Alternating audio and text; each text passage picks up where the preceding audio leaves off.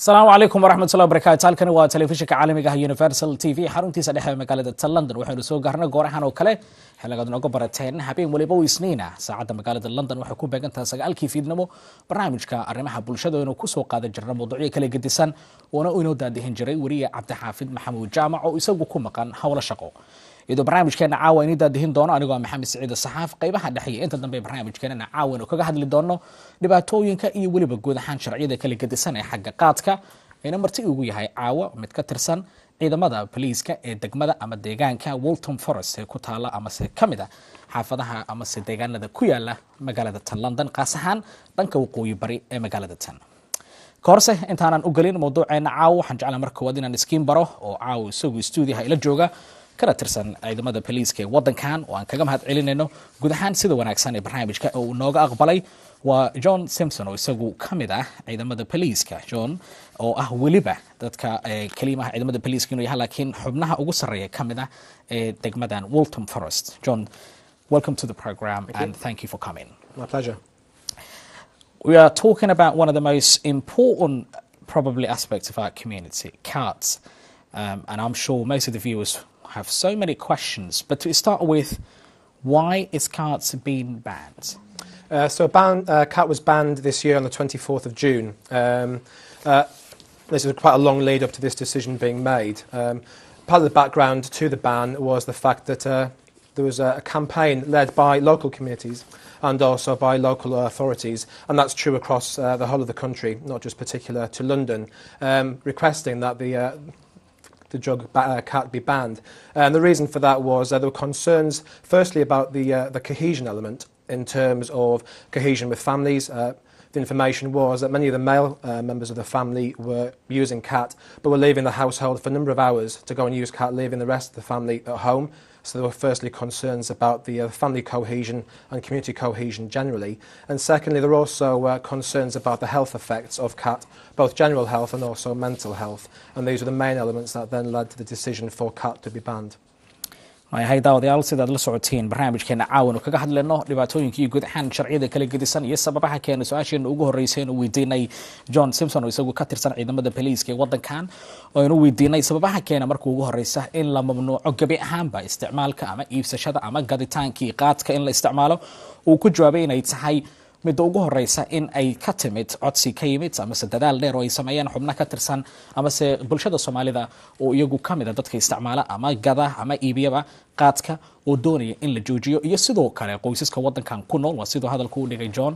in ay dhibaatooyin jireen oo qoysaskii ay kala maqan yihiin isla markaana cabasho badan iyo dhibaatooyin badan oo arrimahaas la xiriira ay keeneen ama ay basaldhig u ahayeen in la joojiyo ama se la mamnuuco isticmaalka qaadka su'aaluhu way badnaan doonaan daawadayaashan waxay heli doonaan haddii ay beedmo inta loo guda jiro barnaamijkeena fursad ay ku weydiiyaan su'aalo haddii aad afka Ingiriiska ku weydiinaysid iyo haddii aad afka Soomaaliga intaba ku weydiinaysid waynu soo dhaweynaynaa iyadoo aynu kaga hadlayno guud ahaan sharciyada qaadka iyo sida loo joojiyay iyo haddii lagu qabto qofka wixii dhici kara iyo guud ahaan sida ay u saameynayso dadweynaha Soomaalida oo iyagu kamid ah dadka qaarkood ay isticmaalaan qaadka ee ku nool gudaha wadankan UK marka daawadayaashu fursad bay heli doonaan inta loo guda jiro barnaamijkeena caawa haddii ay beedmo. Going back to carts, is especially the idea of stopping or banning, does that apply to both public places and private places? Yeah, the ban relates to public places and private places, and that includes dwellings as well. So people's homes, it's illegal for CAT to be used in people's homes as well. So it's not just public places where people go and get or buy, it's also private places in terms of whether that is indoors. Yeah, that's correct. So it's outdoors, general public places, but also indoors, whether that's any building, but particularly dwellings as well. The law does cover dwellings. It's illegal to use CAT inside your own home now. iyadoo daawadayaasheena qaarkoodna ay ina soo weydiiyeen toddobaadadii tagay waliba intii ugu dambeysay sharciyada is bedeleen in dadka qaarkood ayna weydiiyeen in haddii qaadka la joojiyo kaliya laga joojiyo meelaha laga ganacsado qaarkood fariimaha iyo emailada soo gaara laakiinse sida uu sheegay John Simpson oo isagu kamid ah ciidamada booliiska wadankan in qaadka joojintiisu ay saameynayso ama ku gadibadii oo banaankii guriga ha ahaato ama se gudihii ha ahaato ama goob ganacsi ha ahaatay aysan ku ekaanin uu kaliya haddii qofku marka uu isleeyahay meesha lagu ganacsado ama meelaha loo tago dadku u yaqaanin marfishka ayay kaliya saameynaysaa taa kaliya maaha laakiin haddii guri aad la timaadid oo aadba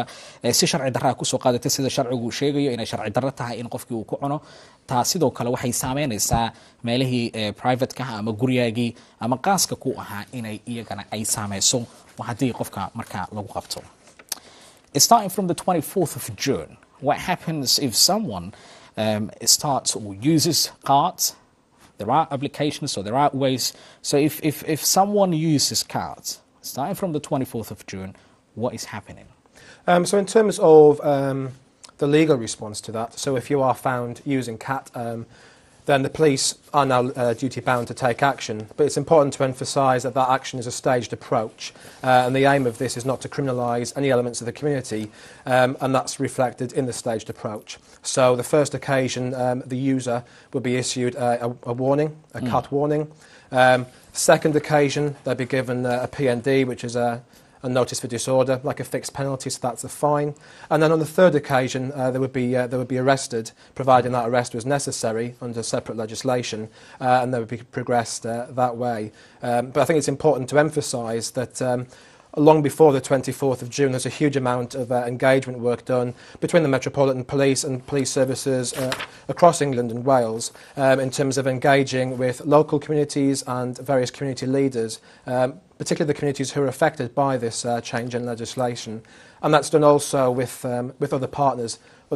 being the NHS, health services, public health, in terms of addressing the health ramifications of using this and the need to stop using it for those who have become used to using it. But also third sector organisations and voluntary organisations. So the Somalia Help Foundation were engaged from a very early point in terms of the engagement with the community to educate them about the change in legislation and also to assist them and to engage with them in terms of this cultural change for them.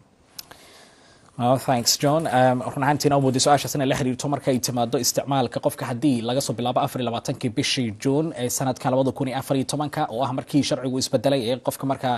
la sheegay ama se ay noqonaysaba inay tahay wax mamnuuca inuu isticmaalo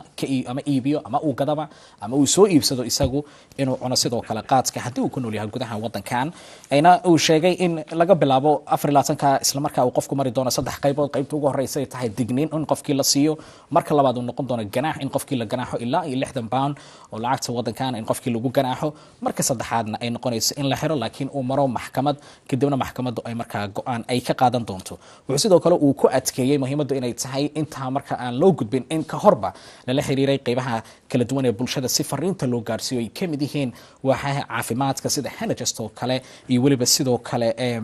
organisationada iyo ururada kale ee ku xiriira qoomiyadaha sida Soomaalida, Yamanta, Kenyaatiga iyo qoomiyadaha kale ee marka iyagu isticmaalaya qaarkood ay cunayaan ama isticmaaleen ama ay iibsanayeen ama ay gadayaanba inay noqoto markay timaado xagga qaadka waxa caafimaadku sidoo kale iyo ururada caafimaadka iyo waliba in loo marsiyo fariimo ku aadan dhibaatada uu leeyahay isticmaalka qaadku oo moodid in uu ku adkeenayo John Simpson on kaga mahad celin ruuxantii su'aalo badan ay inoogu hareen balse loo sheegayo in daawadayaasha in badan oo kamid ah qadadka ay ku jiraan oo jecelnahay sidaan hor ugu ballan qaadnay inuu fursad siino si su'aalo ku wajahan barnaamijkeena inoo weydiiyaan we're going to take some callers in so we can probably listen to their questions qadka ugu horeeya ee barnaamijkeena caawa inaga la qayb qaadanaya hello assalamu alaykum wa alaykum salaam waqti salaamay adiga ninka odaga kula joogo ciidanka ah waan ka qaaday fadlan magacaaga iyo waliba halka joogtid magacaygu waxa la ahaa Maxamed Abdullahi oo jooga London waayahay maxamed soo dhawow waxaad ka mid tahay dadkay guud ahaan saameynaysa sharciyadan haddana ah qof Soomaaliya ku nool wadankan su-aashaada ku wajahan barnaamijkeena caawa horta qaadku waa cuni jirnay qaadku waa cuni jirteen ha waaya waana shaqaysan jirnay waana shaqaysan xarunteena waa la joognay oo waan gartay laakiin waxaa jirta wax kasta dee xadkeeda dhaafan waxaa dhibaato leeyahay waan fahmay sida sokorta oo kale hadda sokorta sida sokor inay kugu dhacdo kale cusbada hadda sida dhiikar inaad adiga oo kale laga yaabaa marka wax kasta dhibkeeda leeyahay waan fahmay marka tiraadi qaadka waynu cuni jirnay waynu shaqaysan jirnay ma waxaad u hadlaysaa Cabdullaahi ahaan nafsadaada u hadlaysaa nafsadeeda ahaan iyo dad ilamada waa jirna oo badan waaya adiga ahaan marka waxaad leedahay qaadka cuni jiray waana shaqaysan jiray haye su'aashaadu marka waxay tahay laakiin sababta qaadka loo jeedo dad jira loo joojiyo marka waxa wax ka sorta oo xad ka dhaafo waxa dhibkeeda leeyihiin marka sida qamriga oo kale sida qamriga iska badiyo kale wadada ku dhacayaan marka qaadkana dad iska badisay ama asalatan saaxiib wixii ka badan ka soo jeed dibkeeda leeyahay waayahay laakiin ma isleedahay dhinaca caafimaadka marka laga fiiriyo su-aashaadan aan u gudbi doona haddii ay beedmo waxaa lagu qeexay inuu yahay weliba waxyaabaha maandooriyaasha inuu yahay class C drugs inuu yahay oo aad run ahaantii fahmi kartid ay tahay waxa qofkii dhibaato uu keenaya ma isleedahay marka dhinaca laga fiiriyana keliya maaha inaa cuni jirtay aadna shaqaysan jirta laakiin caafimaad darro jirta sidoo kale ayay keenaysaa in la joojiyo ma isleedahay walaal laakiin wax kastoo xadka dhaafo caafimaad darro way keenayaan taasna ku dar xisaabta marka su-aashaadu waxay tahay dad yar baad leedahay oo qaadka cuni jiray daraadood baa loo joojiyaa leedahay ha oo xadka ka baxay waayahay aad si aad baad u mahadsantahay cabdulaahi su-aashaadan u gudbi doonaa john isagu ka mid ciidamada boliiska khaasatan qaybtaana waqti badan geliyoona kaga mahad celinayno inuu barnaamijkeena caawa nala joogo su-aashaadan u gudbin doono qadka xiga ayaan jecelahay intaanan cabdulaahi su-aashiisa gudbin inaan bal markaana qaadano halo asalaamu calaykum halo halo halo saciid asalaamu calaykum walaalo halo waayahay daawadahaasaan dib ugu laabto qadka xiga halo halo okay he cannot hear us if I go back to the first caller his name is Abdullahi he's from London he's a Londoner he gave us an example of himself saying I used to chew cuts and I used to work so his argument was mainly about the reason card was banned wasn't because of people like him, but there were others who were using cards over and over and over again. And but for that reason, this ban came into force. So do you think that's the point? Do you think that was the reason? What was the main reason why this ban came into force? Like I said, the main reason was it was twofold. The concerns about the health effects of CAT on the users, general health and also the mental health implications of continued use. But secondly, the concerns that were raised from the community and also local authorities about the effect that was having on cohesion within families of CAT users and then the general and how that rolls out across the community generally in terms of the community cohesion, whereby the male users are often not at home, leaving the rest of the family, and the concerns that raised through the community. That was the voice that then led to this ban being considered and then progressed through Parliament before the ban was made law. And do you feel that was the majority? Because his point is there were few people. That's his point, and people like him. They used to chew cats, they used to go to work, they used to do their daily lives, whatever they do, that was his point. His argument based on there were few people out there who were using cards over and over again. So do you consider that point? I accept there's different usages of cat, people who use it casually and those who are more habitual users. And it would have different ramifications for different users, which I do accept. But like I say, the information that led to the ban were the general concerns that led to the reaction for it, first of all, to be considered. And I think, again, it's important to reiterate it wasn't a very quick decision. It was considered over a number of months before it then was considered through Parliament, and they went through the processes there. So it took a long time, and as part of that process, there's a lot of consideration given to ramifications, and a lot of specialist advice sought, and then engagement through the various community leaders who represent the users before any decision was then made. Thank you, John. waayahay cabdulaahi oo daawanaya barnaamijkan filayna su-aashiisa inaanu weydiinay john markii labaadna aynu dib ugu sii celinay qaybta hore wuxuu kaga jawaabay in sababaha ugu weyn siduu horena u sheegay horodhici barnaamijka loo joojiyay inay tahay xagga caafimaadka oo aan run ahaantii cabdulaahiba aan hawada intuu ku jira aanu weydiinay iyo sidoo kale markay timaado codadkii ka yimid bulshada soomaalida iyo bulshooyinka kale ee wadamada kale u dhashay asal ahaan sida wadamada kenya soomaalida iyo weliba wadamada kale niraahda ethiopia iyo eritrea iyo yamanta oo kale ee wadankan ku nool ay tahay qodobka labaad ee loo markaynu su-aashaada cabdullah dib ugu celinay waa uu aqbalaya inay jiraan dad wanaagsan amase shaqaysta qaadkiina cunayay uusan xaqiraynin laakiin uu leeyahay inay muhiim tahay in la xasuusiyo baaritaankan inuu socday iyo joojintan inaysan ahayn mid lagu degdega oo go'aan degdeg uusan ahayn oo waqti dheer la qaatay kadibna go'aan ku yimid oo codad badan oo bulshada ka yimid ay keentay in la joojiyo qaadkan filaya cabdulaahi jawaabtiisu saxa inuu maqlay ama se dhammaystiranba qadka xiga ayaan jeclaa bal markaana inaan u gudbo halo asalaamu calaykum وعليكم السلام ورحمة الله وبركاته. fadla magacaaga iyo weliba halkaa joogtid magacayga hooyo Soomaaliyeed weeyaan oo joogta London. hooyo Soomaaliyeed isticmaalka qaadka iyo in la joojiyo fikirkaaga ku wajahan barnaamijka. Wallahi aad baan ugu faraxsanahay inuu qaadka la joojiyo. I would like to say the police iyo countrygan aad baan ugu mahadcelinayaa inay istobiyaan qaadka, leanno aniga wiilkaygii ugu weynaa baa cuni jiray bahalkaas. waxaan raadinayay intaasoo sannadood, waxaan warkiisa helay maalintii la yidhi qaadkaa la joojiyey ayaan warkiisa helay oo ila soo hadlay anoo meel kasta fariin u dhigi jiray oo ka quustay inuu dhintay iyo inuu nool yahay.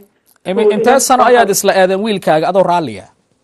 waan waaye yacni wuxuu ku jiray meelaha lagu cuno. intee sano ayaad isla aadeen? may igu yaraan 5-6 years.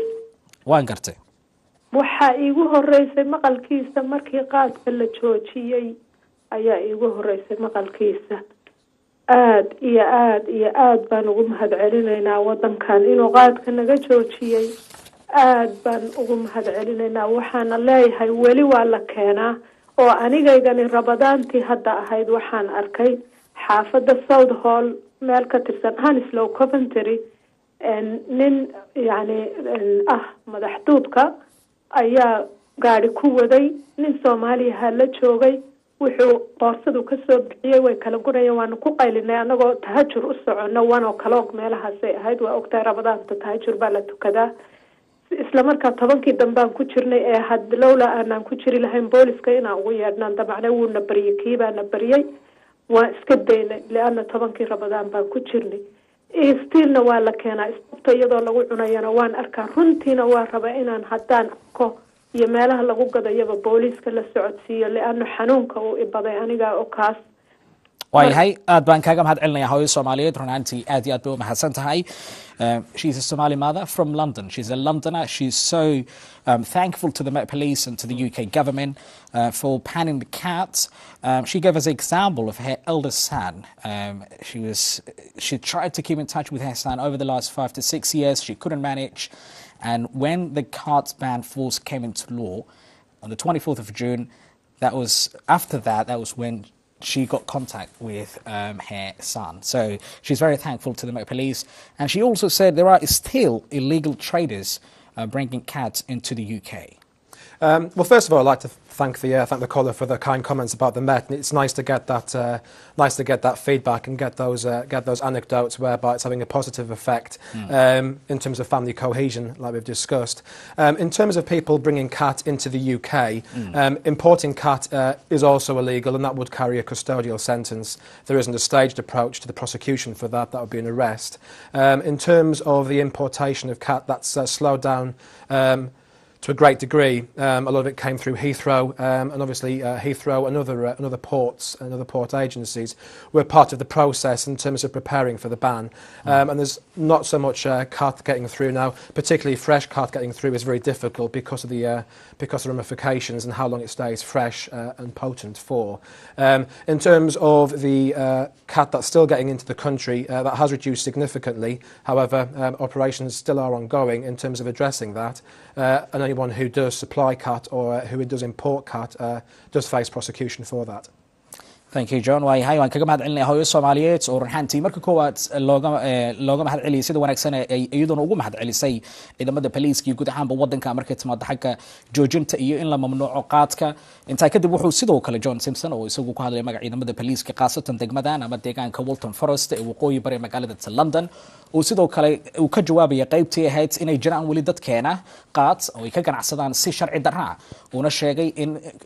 kuwa cusub in la keenay ay adag tahay ama qaad cusub in la keenay runtii adag tahay, laakiin ay jiraan kuwa meelo la geliyay oo meelo ku jira oo ay runtii dadku ay soo bixiyaan ama ay gadaan, balse fariintiisa ku socota dadka marka iyagu iibiya ama gada.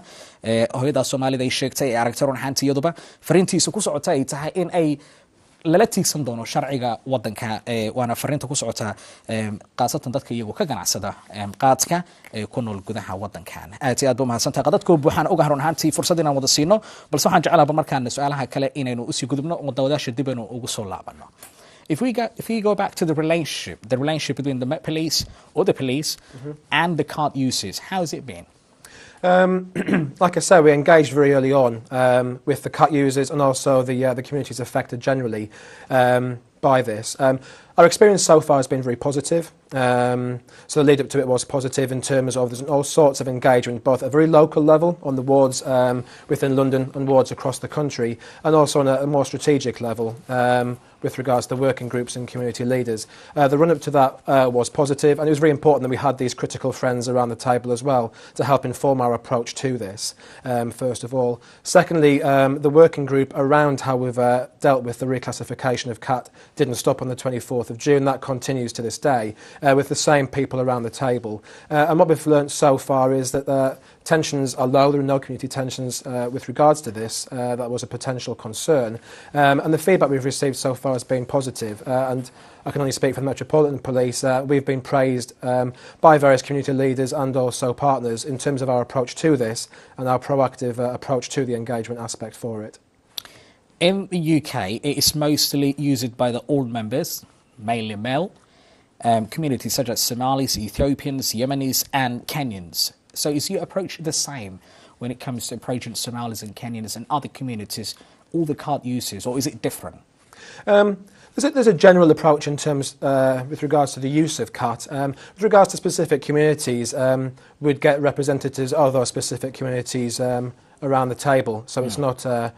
one-size-fits-all. Every community is different, and every borough in London is different, and that's reflected in our approach. So we'd use independent advisors, is the term that we would use, to help inform our approach to that. So if it's a Somalian community that we're dealing with, we'd engage with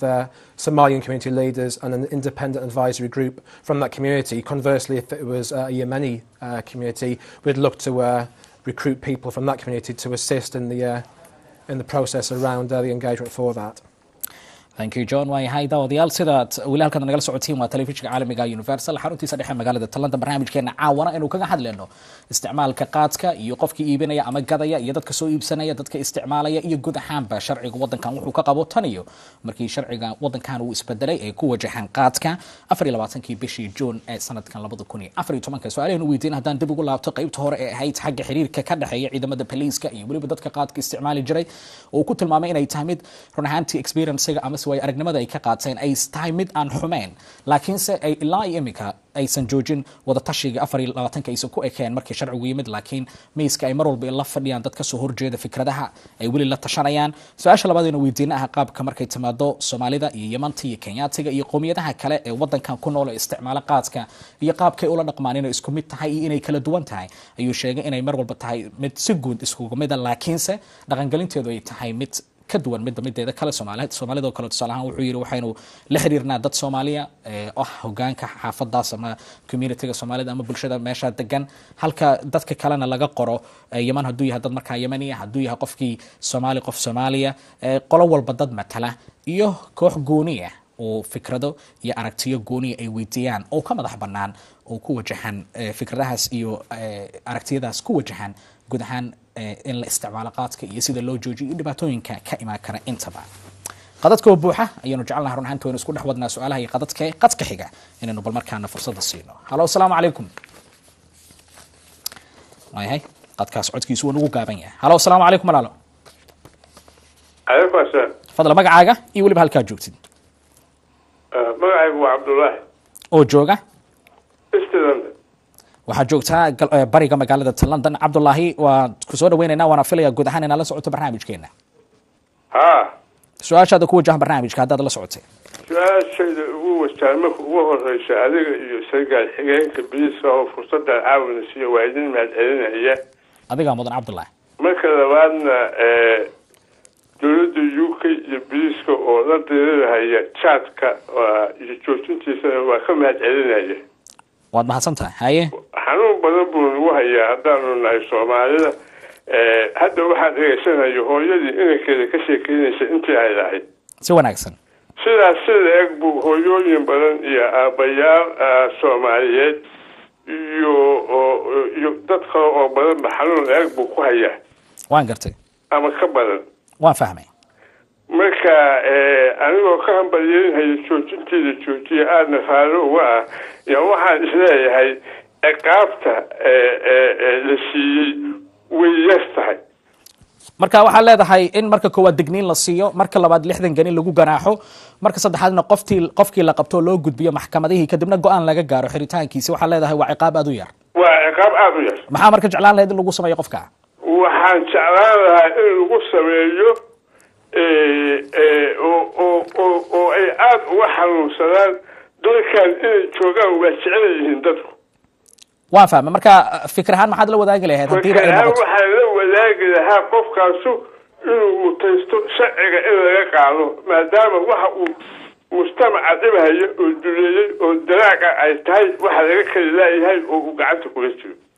waad mahadsantahay cabdulaahi waana kaaga mahad celinaya fikirkaaga ku wajahan barnaamijka qadadkoo badan ayaan jecelahay intaas inaan kaaga gudbo his name is Abdullahi, a caller from East London, not far from here. He's congratulating the police and the UK government. He's very happy with the decision of panning carts. Right. But he believes that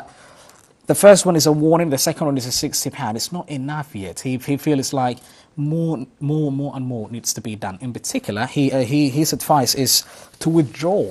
the passport. So he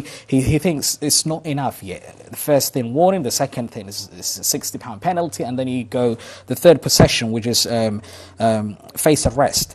So he feels that is not enough yet. He needs more. Okay, the approach to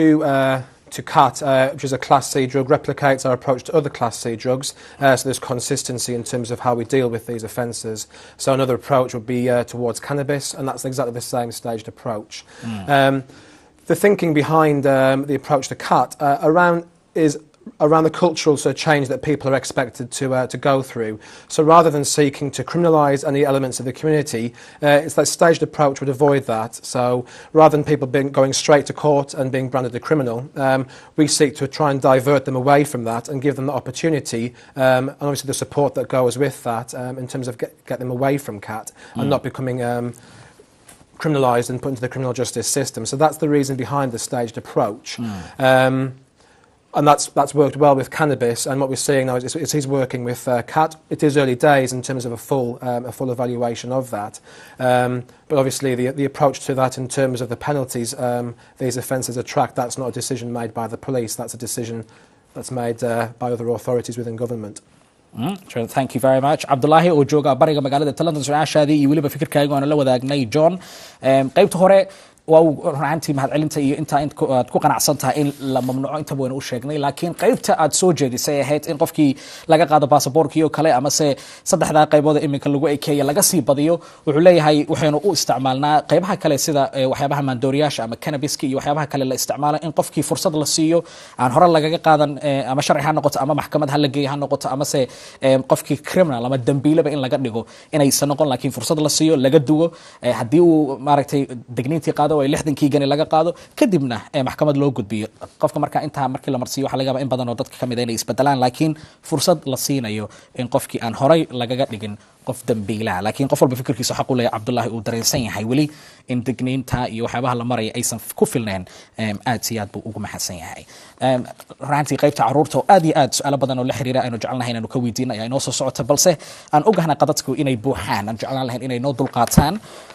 What happens to under 17s when it comes to children who are under 18 or under 70s caught with cards? So they face the same process in terms of the staged approach. So the criminal age of responsibility within the UK is people who are 10 years and above. So people under 10, first of all, we hope wouldn't be using CAT. Of course. But they wouldn't face prosecution because they're not criminally responsible within the eyes of the law. Yeah. It would be the same approach in terms of warning, a fixed penalty, albeit that would be a juvenile fixed penalty, and then prosecution thereafter. The difference with those who are under 18 is that they're entitled to what we call an appropriate adult. And the appropriate adult could be a parent or somebody who's interested in their welfare. So when they are engaging with the police, be that on the street with a fixed penalty, or if they're arrested at the third stage and brought into custody and interviewed, we would then ask for somebody to act as their appropriate adult, and their role therefore is to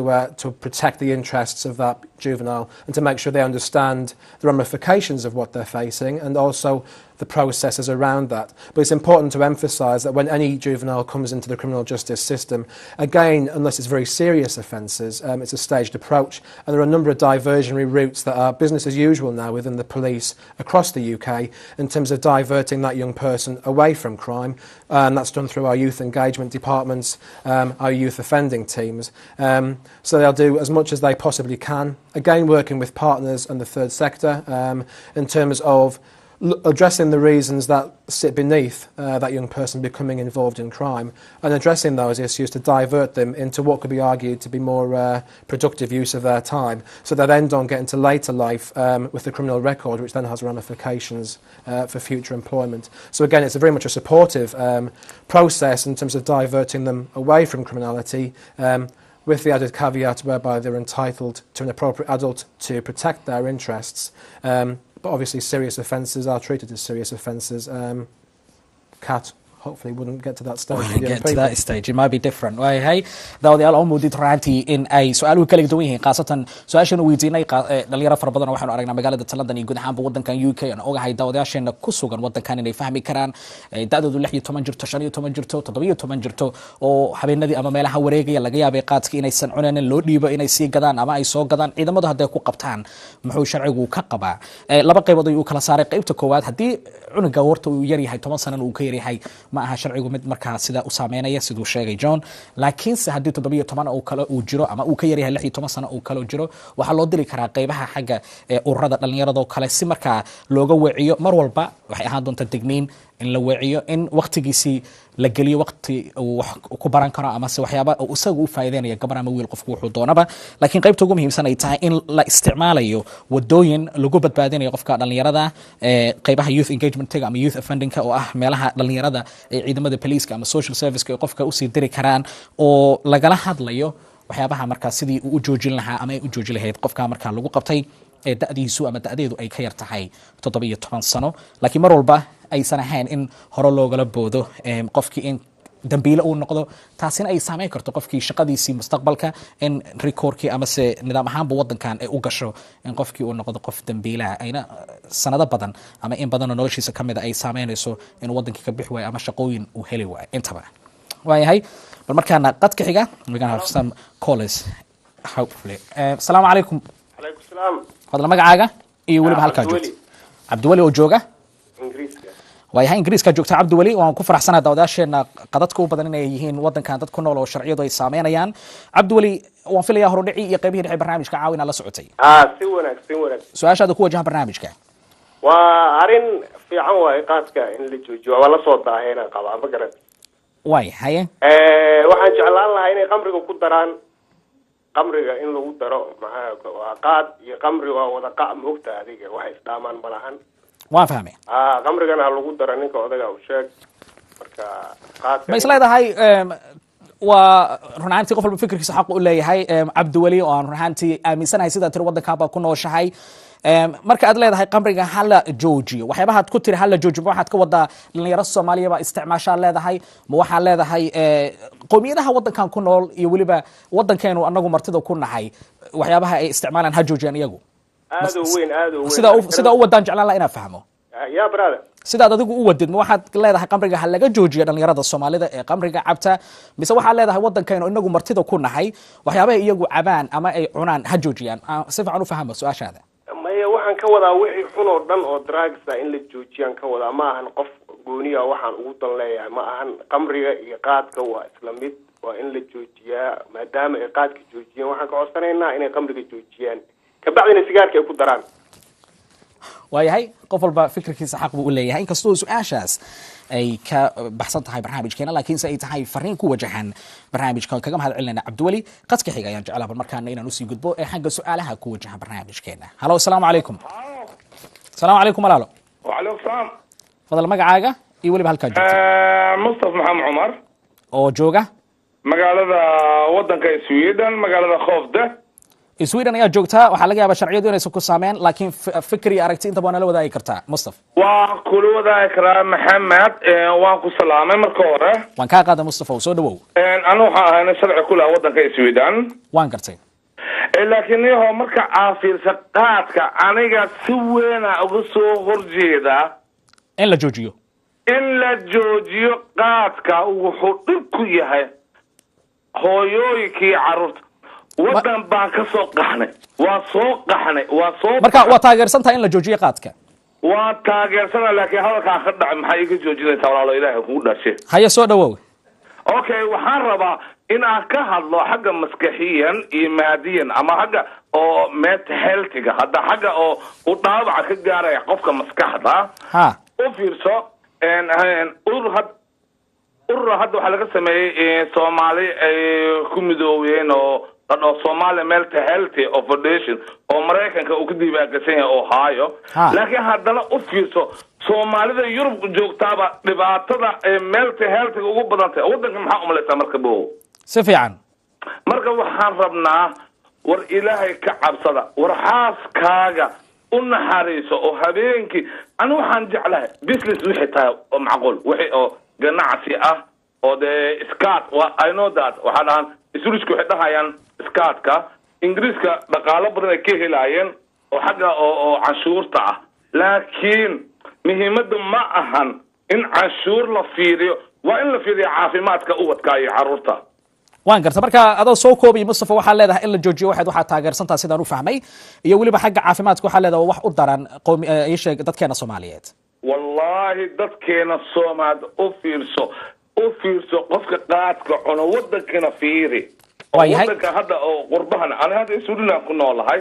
deesana Suudaan ku noolahay laakiin haddana wadanka ma ka fiiriso qaadka dhibaatooyin heer hadda wuxuu gaarsiinaa qofka inuu wax dilo waayahay Mustafa waad mahadsantahay kamid dawdaasha barnaamijkeena u suurta gashay iyadoo runtii qadadku ay badan yihiin we had two callers we're going to have one more caller then we can go more in detail about their questions yahay qadka xiga hello assalamu alaykum السلام عليكم walaalo عليكم السلام fadlan magacaaga iyo waliba halka joogtid magacaygu hooyo Soomaaliyeed oo joogta London soo dhawow waxaad joogtaa wadankan sharciyadu way ku saameynayaan fikirkaaga iyo waliba guud ahaan waxaad jeceshahay inaad nala wadaagtid waxaan jecelahay inaan kula wadaago horta waxaan ku mahad celinayaa booliska waad mahadsantahay haye waan u gudbinaynaa fariintaas waxaad tidhaahdaa aad baad u mahadsantihiin hase ahaatee bahalkii weli waa la cunaa waan gartay marka waxa leedahay wali magaalada uu ku jiraa isla baanu deganahay oo waaba santarka jaadkaba waan fahmay waana la iibinayaa waana la cunayaa isagoo caleeno oo qallalan oo sida budada ah iyo isagoo caleeno waxa la sitaa dhagdhagaah oo qallalan waan fahmay arrinta boolisku weli ma la socdaayo ma daba galay inta iga gaarsi waanad mahadsantihiin 100% waad mahadsantihiin adiga mudan hooyo Soomaaliyeed ee su'aashaas waana weydiinaa run ahaantiina waa uu sheegay qaasatan inay jiraan inaysan jirin kuwa imika yimaada laakiin se ay jiraan kuwa meelo ku xareysna oo dadku ay soo bixiyaan ciidamaduna ay kuwa guda jiraan sidii dadkaas hadii lagu qabto ay sharciga loola tiigsan lahaa laakiin aad baan ugu faraxsanahay in qaybtaas xooga sii saartay sida hooyo kale oo Soomaaliyeed oo magaalada tan London naga soo wacday ay iyaduna xoog u saartay aad baad u mahadsantahay kamid dawdaasha barnaamijkeena we had 3 callers the last caller it's another Somali mother the same question that I asked you earlier about there are still cart traders in the country and I did tell her your response but going back to the second question well it's another idea his name is Mustafa from Sweden he's not from here he believes the steps you took are the best steps and he supports the idea of stopping cats and we had a guy called Abduwali who's another one of the residents in the UK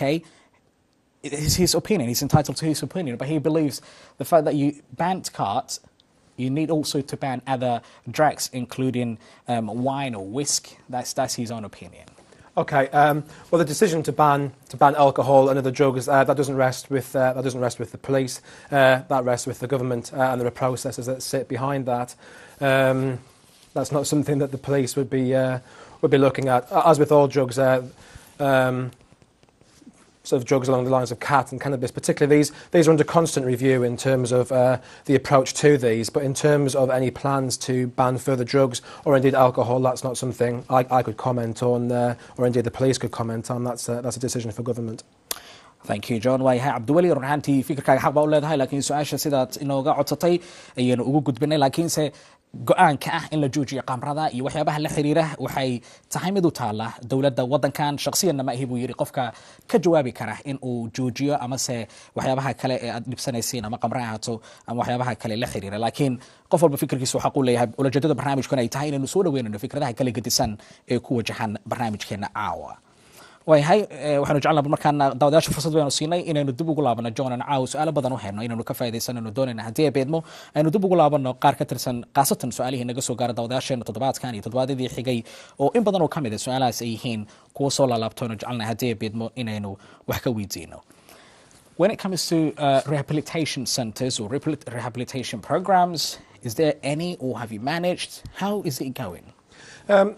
In terms of rehabilitation, that's for something when people are on CAT and they've come to police notice and have been processed for that, whichever stage that they're at. Again, that's business as usual in terms of police engaging with partners in terms of supporting people who identify as drug users, whatever that drug may be. And that support is given to them. So if they're arrested, for example, when they're in the custody process, they're signposted to different agencies and different organisations who can support them in terms of diverting them from that drug and supporting them coming off that drug, whatever that drug may be. And that's a process which is fairly established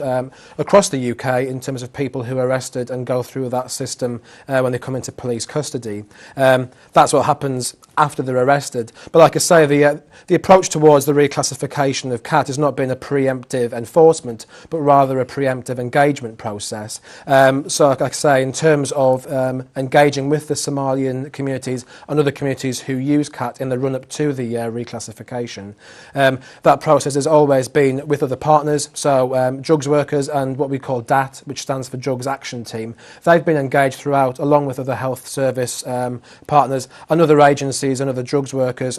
who we can then go out to the community, explain the reason for the change and when it's going to occur, but also to give them that support before the actual reclassification comes in terms of supporting them to come off the drug so it never gets to the point that they're then arrested and brought into custody. What about the traders of cards? Some of them were in the business for a very long time. They trade, this is their business, daily life, that's how they earn, that's how they make money. What is there for them?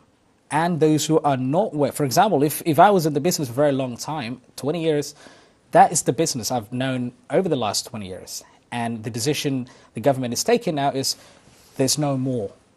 cats in the UK. So are you helping them to find jobs? Are you helping them to get things going, a better life? What is there for them? Well, I appreciate it's a very difficult message to give to those people who have been using and trading in cat for a number of years. Yeah. I would say it's not for the police to find these people further employment. That's not our role, and it's for that very reason that we engage with other partners who we can direct them towards in terms of supporting them in terms of finding further employment and finding something else to do that's not linked to CAT. Like I say, that's not the role of the police, but by working in partnership with other agencies, we can direct them to the people who do have the facilities and the knowledge and the expertise to help them with that. Thank you, John. waayahay daawadayaal raaxantii su'aalaha la xiriira markay timaado dadka iyagu isticmaala qaadka waxyaabaha u yaala ama markii qofkii qaadku in badan ka ganacsanayo kale waxyaabaha uu heli karo inkastoo uu muudid su'aalahaas markaanu weydiino ama ha ahaadaan mas'uuliyiinta dowladaha hoose ama ha ahaadaan ciidamada poliiska sida John oo kale alaaba ay tahay jawaabahoodu inaysan shaqadooda ahayn qofkii inay shaqo u raadiyaan oo qofka ay yahay inuu dadaalo laakiin say ka caawin karaan in qofkii ay tusaan wadooyinkii meelaha shaqooyinka ama ay gacan ka siiyaan balse uu muudid in su'aalaha la xiriira qofkii markuu qaad ka soo baxo sidoo kale ay ka caawinayaan ama ay u dirayaan sidoo sheegay dadka waxa caafimaadku kale si qofka caafimaadkiisii loo jeegray ama se laga caawiyo wuxuu u baahan yahay balse qaybta muhiimka ee aan ku celceliyay laakiin uu muudid jawaabtiisu inay tahay inaga ma aha ayaa ah in dad badan oo ka ganacsanaya qaadka sanado badan inay jiraan shaqadii markii laga joojiyo sharciga cusub la soo saaro qofkii uu u baahan yahay shaqo cusub iyo meel uu tago ama wuxuu qabto waxa ay ka caawi karaan laakiin sida uu sheegay ay tahay shaqaan u ulin ciidamada poliiska balse ay siin karaan wadooyin ay qofkii ku caawiyaan si uu shaqo u helo laakiin qofka ay tahay inuu marka hore dadaalo shaqadii diyaar u yahay in asna laga caawiyo lana tuso wadooyinkii markaa waayahay su'aaluhu way badan yihiin qadadka intaanan u laaban waxa uu moodaa su'aaluhu inay ay kala gedisan yihiin aan markaan qadadka waxa la sheegay in qadadku buuxaan aan dib ugu laabto qaar ka tirsan daawadayaasha barnaamijka. We got so many callers today, so inshallah we're going to take another one. Hello, assalamu alaikum. Fadlan magacaaga iyo waliba halka joogtid. Magacaygu waxa la yiraahdaa CNK. Magacaagu waa CNK Abdullah Nur Kulu. cabdulaahi Nur Kulu. cabdulaahi nuur kowlo oo jooga London. soo dhawow cabdulaahi waxaa u moodaa caawa reer cabdulaahiyaashu inay badan yihiin aad ka mid tahay su-aashaada ku wajahan fikirkaaga iyo aragtida intaba ku wajahan barnaamijkeena cabdulaahi Jaadka Juud anigu jaadku waa cunaa. waan gartay Waan gedi jiray. waan gartay marka labadiiba waa isku ahayd Waana soo deji jiray. marka waxaa ahayd ganacsade soo dejin jiray sii gadi jiray cunana intaba Kuna jiray. waan fahmay aad baan ugu faraxsanahay sida maaragtay ay dacadnimadu ku jirta fikirka noola wadaagaysid haye Waxaan qabaa aniga looma dhama joojinta. waan fahmay waa u malaynaa minority-ga mar haddaan minority inaan choice lahayn oo we don't have the choice. oo aad ula jeedid inay soomaalidu tahay inay nogala badan yahay Soomaalidu minority tahay iyo dadka yara cuna. laakiin qaybihii hore barnaamijka halkaas cabdullah haddaan su-aal kaa weydiiyo ciidamada poliiska john uu ka tirsan yahay khaasatan qaybtan qaadadka iyo bulshada soomaalida yamanta iyo qaybaha qowmiyadaha kale wadanka nugolol ama wadamada kale dadku u dhashaba wuxuu xusay inay tahay codsi waxyaabaha loo joojiyay inuu su-aashaas run ahaantii qaybihii hore barnaamijka ku weydiinay inay tahay qaybta ah inay codsi iyo weliba codadka dadka bulshada soomaalidu ay ahaayeen dadkii ugu horeeyey ee xoogga saaray in la joojiyo marka waxaan leedahay minority baynu nahay adigoo og laakiin soomaaliba waxay leedahay hala joojiyo inta ugu badan daawadayaashana caawa laga yaabo barnaamijka inaad daawanaysa waxa ka dacwoonaya waa dumar iyo caruur wax inta badan laakiin taa macnaheedu waan fahmay fikirka xaq u leedahay marka waxaa leedahay dumarkii iyo caruurtu dacwoonaya tiradoodu waa yar tahay annaga waa jaadka u baahanahay waan gartay wax badan oo weligeena aan isticmaali jirnay waan fahmay waa wax awood macnaha noola isticmaalo nagala joojinayo marka ayaa eedeynaysa ma waxaa eedeynaysaa dumarkii iyo caruurta baarlamaanka eedeynaa no biliska baarlamaanka waddankan marka dumarka iyo caruurta aad sheegtay soomaalida codkooda ciidamada booliiska sida sheegeen bulshada qaybo ka tirsanaya codadkooda soo baahiyey oo sheegay in la joojiyo eedda wax kuma lamiya ayagu dee marka qofka uusan qaangaara in wax laga gado maba ahaba sharciga si wadanka u yaala oo aad ula jeedid adoo raalliya nina qof aan qaangaar ahayn ha inaan bajaadka laga iibin waayahay fikirkaa xaq baa u leedahay cabdulaahi aad iyo aad baan kaaga mahad celinayaa run ahaantiina aad baad u mahadsan tahay laakiin se aan jecelnahay fikirkaaga inaan usoo gudbino ama inaan u gudbino john qadka xiga ayaan jecelaha bal markaana inaan u gudbo hallo asalaamu calaykum وعليكم السلام fadlan magacaaga iyo weliba halkaa joogtid walaal hani axmed aa ladhahaa waxaan joogaa london waayahay hani soo dhawo fikirkaa ku wajaha barnaamijka walaal waan salaama adiga iyo police officerka waad mahadsan tahay hani haddaad doonaysa afka ingiriiska inaad wax ku weydiisid ha ka xishoonin waad ku weydii kartaa no it's okay waxaa rabaa I just inaan dhaho thank you governmentiga waxay qabteen aada ugu mahadnacaya because ani waxaan ahay maam waxaan haystaa 5 ciyaala hadda ka hor waxaan ku waayay ninkayga abaayiris halka igu celi waxaad tahay hooyo Soomaaliyeed oo haysata 5 caruura waxaadna ku weysan ninkaaga waxa uu noo imaan waayay 4 sano meel ku maqnaa magaalada waa joogay laakiin maan arki jirin marka asaga oo maaragtay isqabtiin ayaa 4 sano in is arkin baad leedahay ismaan arkaa 4 sano magaalada koonu kaga jiray taana waxaad ku eedeynaysaa inay tahay qaadka qaadku ahaa maalinkii qaadka laga joojiyay June 24 ay ahayd 25 uu noo soo noqday waxaa bilaabnay new lifestyle aan bilaabnay lifekeen hadda everything is perfect marka waxaa leenahay thank you kuwii jaadka joojiyay marka ilaahay khayr ha siiyo hadiiba 4 sano kadib aad is aragteen aad baan ugu faraxsanahay imika waa isla joogtiin imika waa isla joognaa isaga laftarkiisa feel sorry wallahi wuxuu intaas wada ku maqnaa aad uga xun yahay waad mahadsan tahay hani sida wanaagsan aad noola wadaagtay tusaalahaas ku saabsan noloshaada iyo weliba qoyskaaga inuu in leenahay ilaahay hayna barakeeyo aad iyo aad baad u mahadsan tahay we had 2 callers the first one his name is Abdullahi he was a trader of cards at the same time he used to chew cats and he believes it's the wrong decision to take he's playing in the UK Parliament and he feels the minority the people voted against it and the UK Parliament took the decision what's your message to people like Abdullahi well, the decision rests with Parliament, and that's not for me to comment on. In terms of the people who are affected, the decision was not aimed at any particular community, but obviously all police services are aware that, and are painfully aware that it does affect certain communities. And speaking on behalf of the Metropolitan Police, that's why we engage with people from a very early point in terms of this process, in terms of supporting them, supporting traders, cat users and those who chew cat, in terms of supporting them to embrace this change, difficult though it may be for those who use it. But like I said, the decision would not rest with the police, and it wouldn't be right for me to comment on the decision to have changed the law on it. And we had Hani Ahmed, the last caller. She is very thankful again to the Met Police and to the UK government. And she gave us a very personal example about her husband. She didn't see him for 4 years. She's a mother of 5 children. And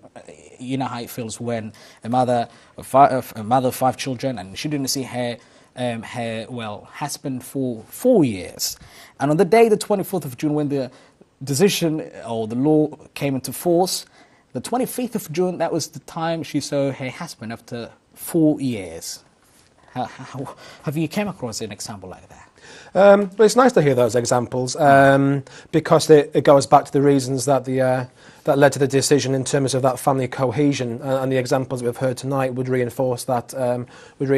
decision. The messages that we're hearing are mainly positive, and for us it's been a good news story in terms of how we've engaged with the communities and how this process has been managed. I accept it's very difficult for those who use the CAT and those particularly who trade in that. But the overwhelming message that we're hearing is that it's a good news story for the Metropolitan Police in terms of working with the communities affected for it. So it's heartening to hear these stories coming through whereby it's resulting in better family cohesion and people are seeing their husbands again. Brilliant. Okay. waayahay cabdullaahi oo jooga magaalada London su-aashiisii iyo weliba fikirkiisii waynu la wadaagnay John Simpson oo isagu ka mid ah ciidamada poliiska.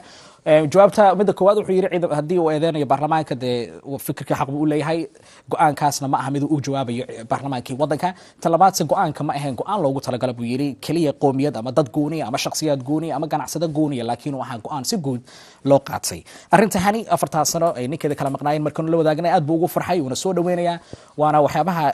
aynu ku faraxsanahay buu leeyahay ciidamada poliiska iyo guud ahaanba waaxaha kale ee dowladda in ay maqlaan in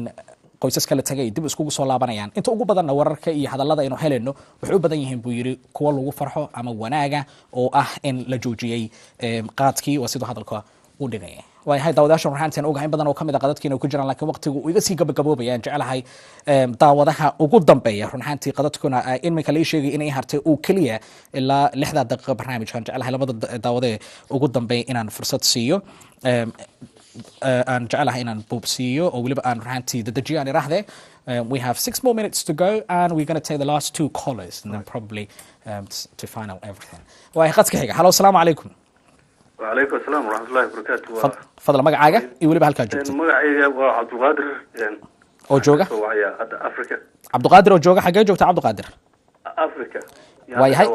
waayahay qaaradii Afrika ayaa joogta. waxaa laga yaabaa guud ahaan barnaamijka qaybihii dhexe intii hore inta inaad la socotay. si fiican. fikirkaaga aragtidaada ku wajahan barnaamijka adoo soo koobaya waliba. anoo dareemay inuu waqtiga ku yiri waxaan hadda idin soo in aan laba waxyaabood aan iraahdo. labada waxyaabood oo aan leeyahay horta waan kaga mahad celinaya barnaamijkan aad ku wanaagsan oo aad soo jeediseen. taas marka aan ka gudbo qodobka koowaad oo aan jeclaa inaan ka hadlo waxay tahay in booliska iyo environmentiga dadka qaadka cuno in ay mataqaanay relationshipkooda in aan wax yar aan ka hadlo taas oo aan macnaheeda kala jeedo situationka dadkaas ay ku jiraan sida aan jirin in cunuqaadka haddii loo baahdo sidoo kale waxaan aad mataqaanay saaxiib oo ay dad aad u wanaagsan oo dad qaadka cuno aanan jeclayna in environmentgaas ayaga ay ku jiraan marnaba. marka waxaa leedahay meelaha marfishada lagu cunaa ka hadlaysaa saa u fahmay. qof walba oo cuna oo Soomaali ah muwaadiniinta Soomaalidan ka hadlaya kulli dadka kale aanu related inaan lahayn baa laga yaabaa. si wanaagsan. dadka ayaga ah waxaa xaqiiq ah shakhsi okay ku ah inuu qaad cuno oo doonayay in uu sii jiro, laakiin situationna ay marka ayaga ay ku sugan yihiin ama noloshooda ay tahay baa laga yaabaa iyo environmentgaas oo ay ka bixi laayeen. waxaa laga yaabaa dadka ayaga inay aggressive iska noqdaan in dhibaatooyinkayga iska badan yihiin maadaama wax aysan okay ahayn ay ku jiraan. marka horta waxaan aad ugu faraxsanahay joojinta qaadka intay aan waddanka ka maqnaa muddo iyay ahayd. marka adigu reer UK ba ahayd? UK baan deganaan jiray haa dabcan. waan gartay. oo aan aduu 12 sano aan deganaa anoo joogaan cuni jiray, laakiin markaan ka tegay baan iska daayay alxamdulilah. dhowr sanaan mataqaanay oo aan moogaa baan cunin hadda. waan fahmay. marka adoo soo koobay runtiina waqtigu aad ugu yar yahay aan kaaga mahad celinayo. marka fariintaada ugu dambaysa. fariintayda ugu dambaysa booliska dhibaatooyin fara badan bay kala kulmi doonaan dadka qaadka cuna. ilaa hadda waxaan xogaal u ahay in lagu cuno in ilaa hadda lagu cuno qaadkii mid ka sii xun in lagu cuno oo caafimaadka dadka u daran oo nolosha dadka u daran ka sii xun wixii horey loogu jiray in ay jiraan baan hadda aan xoogaal u ahay inkastoo aanan imaan in muddo inta la joojiyey iyo qaadka asiga marka in looga haro inta ayada ma aan qabo dadku uma ay baahna inay ku jiraan halka ayada waxa xaqiiqa inaysan u baahnayn in boolisku ay friends inay inta la noqdaan dadka qaadka cuna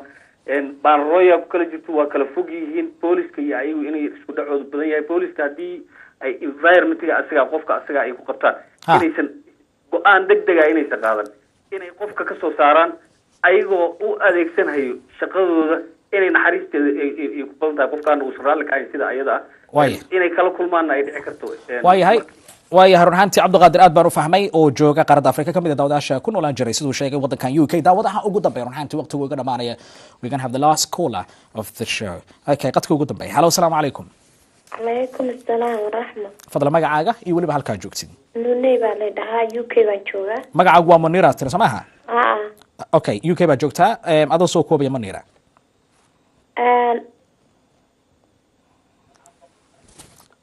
magacaygu waa Muniro waxaan aad iyo aad thank you very much aan leenahay booliiska iyo Universal TV waad mahadsan tahay marka waxaan rabaa inaan qaadka wax ka sheego waayahay waxaa haysataa ilbiriqsiyo oo run ahaantii waqtiga ugu kooban haye aad baan idinkugu mahadnaqayaa kulligiin barnaamijku inkastuu gabagaba yahay intii alla ka soo shaqeysa qaadka joojintiisa iyo intii ka howlgashay aad iyo aad ayaan ugu mahadnaqayaa waayahay Munira aad baad u mahadsan tahay ilaahay khayr ogsiyo run ahaantii kamid daawadaha barnaamijkeena qaybta ugu dambaysa caawa we had two callers one his name was Abdulqadir one of the he used to live here but now he's in Africa and his point is the police needs to or maybe it's your part or their part to have a better relationship with the card users. That's the message to the police. And we had Munira from the UK. Final point, simple point. Thanks to the government, to the parliament, and to the police. So if I go back to Abdulqadir, how can you improve the relationship with the card users? Well, we believe we've got a good relationship already established, but we can always do more to improve that. And we're certainly not complacent about the relationship we've already established. There's always more to be done. So I'd encourage these members of the community and those who use CAT to speak to their local police teams and to engage with us and to approach us. We approach the communities, but there has to be a two-way process whereby we can have that conversation and that dialogue. So I'd very much encourage members of the community, especially CAT users, to link in with their local neighbourhood teams, be that in London or anywhere else in England and Wales, and start having those conversations with those police officers who work in their local areas. And obviously we'll do our very best to engage with them and to work with them and to support them through what I imagine is a difficult process in terms of this change. aan waayahay daawadayaal run ahaantii gabagabadii barnaamijka fariinteena ugu dambaysa caawa barnaamijka ay tahay laakiin se su-aasheen umika weydiinay ahayd sida lagu xiriiri lahaa labada dhinacba inay tahay xiriirka uu sheegay ama dadka taqaadka cuna iyo ciidamada boliiska ayna diyaar u yihiin inay la shaqeeyaan qaybta ugu dambaysa ayaan jecelahay in aynu u gudubno fariintooda ugu dambaysa iyadoo gabagabadii waqtiguba iga dhacay just to summarize just a few 1 or 2 3 points about this. About the counter-terrorism. Yep. Yeah, so this week we've got the National Counter-Terrorism Awareness Week, which runs for 7 days, and that's not just in London, that's across the country. And very much the aim of this campaign is for the police to raise awareness amongst all members of the community about terrorism, and just to highlight the fact that it's not the police alone who would fight terrorism. It's very much a process whereby we work hand in hand with the communities, and it's to raise awareness and alertness, not alarm, but awareness and alertness, and encourage members of the community to be aware of the threat that's posed, and if they do see anything suspicious or anything that they have concerns about, it's to pick up the phone and call the terrorist hotline and give us that information. It may seem meaningless to them, but it may be an important part of the jigsaw puzzle for us in terms of the fight against that. And that's running across all parts of the country this week for 7 days. Thank you, John. Rahantii daawadayaasha sida imika arki karaan aan arki doontiin daawadayaashana ku nool waddankan UK waxaad waraaqdaas ku arki doontiin goobaha dadku ay iskugu yimaadaan oo inta ugu badan ah ama goobaha tareenada ha ahaato goobaha suuqyada shopping centerada meelaha dadku iskugu yimaadaan ama tareenkii ka raac ama meelaha dadku iskugu yimaadaan toddobaadkan oo qurax aad ku arki doontiin fariimo ku saabsan in laga hortagayo marka ay timaado waxyaabaha dadka mayalka adag ama sida lagu tilmaamo isqarxiya ama dhibaatooyinka keena ma ha ahaadaan qowmiyadaha kala gedisan ee caalamka ayna ka timid waaxda arrimaha gudaha ee wadankan UK fariimahaasna daawadayaasha laga codsanaya haddii toddobaadkan laga bilaabo 24 bisha November ilaa iyo 30 bisha November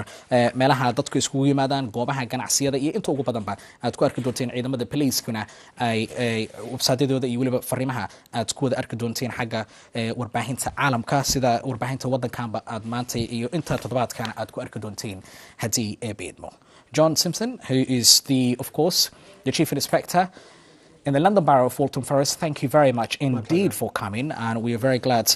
you gave us all the details of all the questions we've asked you. sidoo kale waxaanu mahad celinaa daawadayaasheena barnaamijka caawa nagala qayb qaata xagga farsamada waxaanu fadhiyey Cabdixakiin Al-Fagi isku dabaridka waa Cabdalla Cumar Madiir iyo waliba Cabdixaafid Maxamuud Jaamac iyo Maxamed Axmed Xaaji Cagma Dhige guud ahaan baxda barnaamijkeena arrimaha bulshada oo caawa uu maqnaa Cabdixaafid oo howlo shaqan ku maqan oo aan idin daadihinay anigoo Maxamed Saciid Saxaaf guud ahaan waxaanu kaga tagnaa meel baad caalamka joogtiin sidaas iyo nabadgelyo